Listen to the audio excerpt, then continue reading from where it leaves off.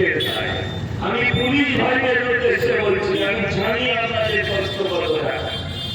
আপনারা আমাদের দরজা ভাঙবেন, বৌদ্ধকে টেনে নিয়ে যাবেন, যাওয়ার সময় গাড়িতে বলতে বলতে যাবেন, কি করবো দাদা বুঝতেই তো পারেন, একটু দেখবেন আমাদের, বলে কিনা?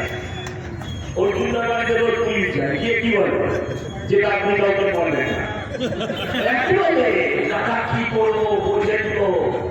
আমি বলি সেই পুলিশ কর্মীদের উদ্দেশ্যে যাদের বয়স 59-58, যা খুশি করুন, যাই করে করুন, কিন্তু যাদের বয়স 45-50, যাদের বয়স তার নিচে, দয়া করে তারা এটা করবেন না।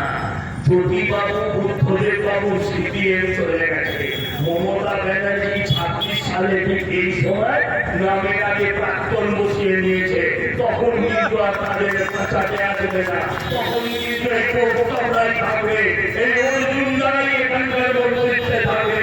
এ কথা আজকে বলে গেলাম, আপনারা আগামী দিন